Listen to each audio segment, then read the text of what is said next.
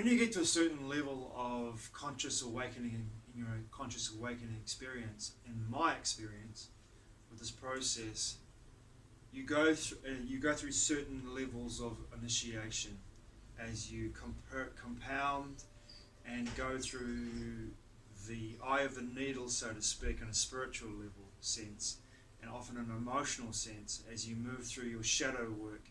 If you do this process, you move through initiation processes of shadow work, where you address your patterns, your beliefs, your limitations, your woundings, in my case, that have taken you to a place where you choose to, when you become mindful of these experiences, mindful of these patterns, and mindful of these machinations in your life experience, and how you choose to react, and what you bring into your life due to the resonance that you create by being who you are in your authentic self. When you become more authentic in your position in life, and how you reframe yourself as you move through life, who you identify yourself to be. People come into your life as mirrors, and they reflect back at you those parts of yourself, if you're in this conscious awakening process and mindful of it, what you need to address in order to move on. And often your shadow work, your best teachers are the people that are around you, not necessarily just yourself. But as you go through that process and move through it, and you do the healing work, and you feel it to heal it, you feel that emotional content, you feel the energy around the emotional content, you feel the energy around the woundings and the patterns that come up into your life, and that you experience through interactions with other people. And then how will you choose to move from that place of where you, in your mindful state, move from a place of authenticity, often of integrity and dignity, towards people that bring out that part of you that you need to see in themselves to show you. This is the amazing thing about this conscious spiritual awakening process. When you're mindful of it, you do see other people bring out those parts of yourself that you need to heal. And often it's an uncomfortable experience. That's why I say the compounding of this initiatory process is quite difficult sometimes to grasp. As you go through this process, you go through different layers, and you go through different levels of initiation.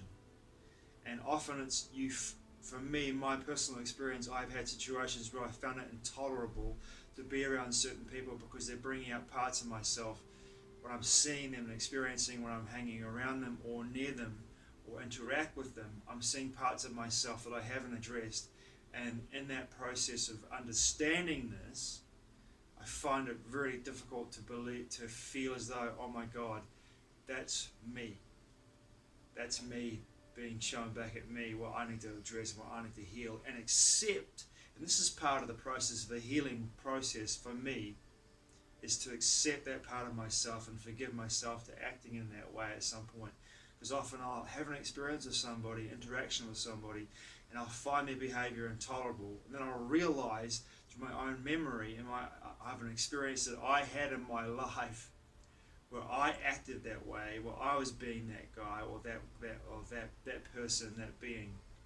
And I was acting in a way that was similar, if not the same, towards somebody else. And I'm like, oh fuck, I did that. I acted that way towards somebody.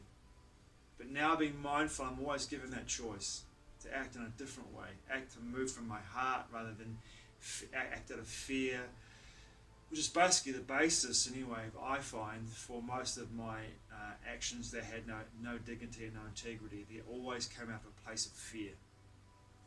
Fear of abandonment, fear of rejection, fear of not being seen or being seen, and fear of not being heard or being heard. You know, there are many inversions of the same experience. But as you move through these layers, of initiation, and you go through these processes, as you move through the healing process, it becomes an interesting perspective for me. It becomes very lonely when you get to a place where you move through these levels And the more work that you do, and the more you resonate from your true authentic self. In my experience, there are the people that have been in your life that do not resonate on the same level that you resonate begin to fall away from you, begin to fall away from your life experience, whether it's because of you just no longer want to hang out with these people, or these people no longer want to hang out with you, or you just have nothing in common anymore. The people that you were once in your life that you resonate with because you were a different person before you started this process, they begin to fall out of your life and begin to vanish. And then for a very small amount of time, or for a large amount of time, for me it really varies, but for a small amount of time, often you find yourself in a position where you're vibrating and resonating on a level where you're alone. But you just can't find people that will come into your life that will resonate with you on your level of understanding, on your level of perception, whose lenses, and I mean by lenses, whose human being biological frames which consciousness focuses itself through in order to experience 3D don't resonate with each other and therefore do not align with each other. But you will find people that come into your life due to the nature of your resonance and the nature of their resonance. You will be magnetically drawn to one another, and you will find each other. And this is your tribe, so to speak. You'll find your tribe. When you find your tribe, you and they and we will assist each other to, if we choose to, continue that process, elemental process of healing. And in that healing process, we go through more and more layers. But it can become very lonely when we're in this place. And often we have to move from a place of our resonance, which is not higher, it's not a hierarchical thing, but we move from a place of our resonance of understanding of the nature of reality and the nature of who we are becoming. We have to move to a place where we entrain and resonate with people that aren't and haven't done the work. And that becomes really tiring for some of us. Like for me, to be in a position where I'm actually interacting with people that do not resonate with me in the same way that I resonate now in regards to my healing processes. I come and interact with people that haven't done the work, so to speak, haven't addressed their shadows, or are in the processes of addressing their shadow work.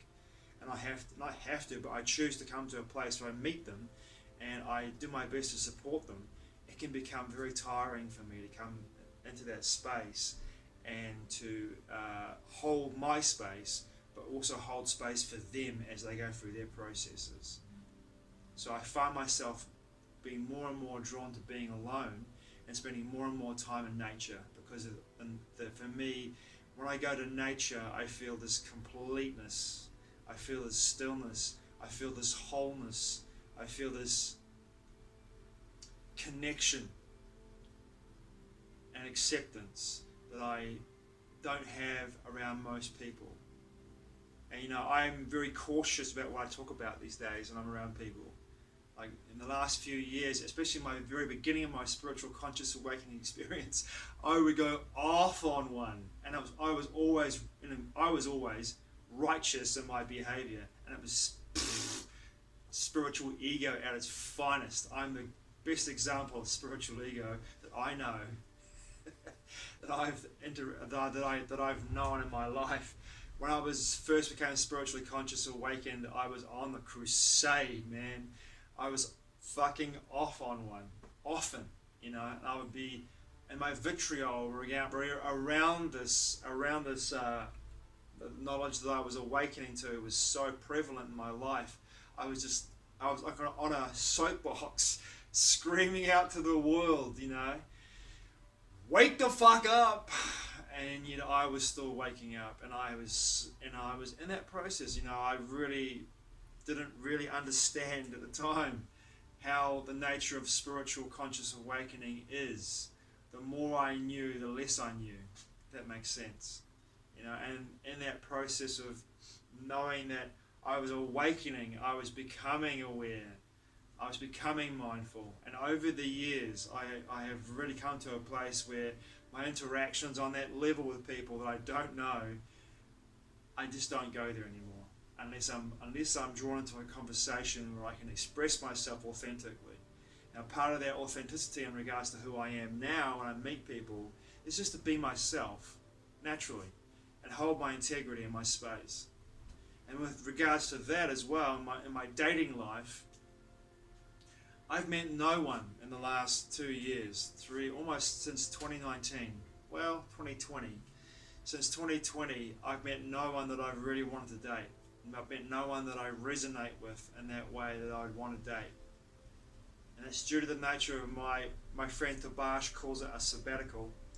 But it's just, for me, it's a resonance thing. I have met no one that resonates with me, that I'm attracted to on a physical level, on a mental level, on a spiritual level, that I want to interact with in an intimate sexual way.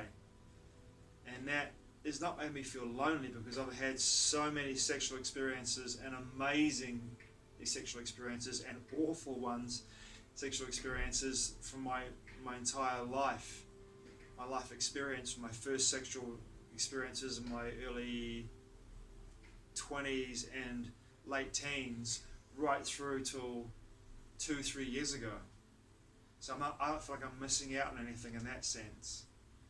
But the connection, the intimate connection to have with somebody on that level, for me, has been very difficult to ascertain and also to create, because due to the nature of, as I'm moving and shifting and becoming more and more aware, and as I'm doing more and more healing work, my ability to resonate with people that I'm attracted to on that level and bring into my life on that level, in regards to a woman and my dating life, I just keep shifting and moving, and as I keep moving, the goalposts keep going more and more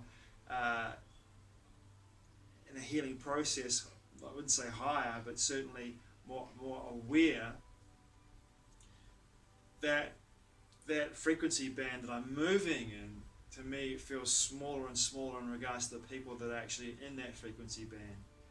And I haven't met anyone that I've wanted to actually have an experience intimately, like I said before, and because of the nature of, as I'm moving through that bandwidth and moving up and up and up through it, the people that I've met, the woman that I've met, no, there's no one that I've met that actually I resonate with in that way, that I want to share that experience with. I value, and this is the big thing for me, as a child who had the trauma of abandonment and rejection. For me, I now value my being. I know what I'm worth. I know what I bring to a connection. I'm in a place now where I love myself, I respect myself, and have the dignity and integrity for the being that I am, to know that my next experience that I choose to have with someone in this way, I choose to have that wholeheartedly open from my heart, but in a way that I meet someone who resonates on the same level that I would. Otherwise, I wouldn't waste my time or their time. It's a beautiful place to come to, but also at the same time, in this frequency band, as it shifts and moves, as you do the work, it can be very lonely. It can be lonely, but we are never alone. We are always surrounded by beings, non-physical and physical, that we cannot see, that support us and love us. My understanding of this is paramount, and I feel it in my heart, in my body, mind and spirit.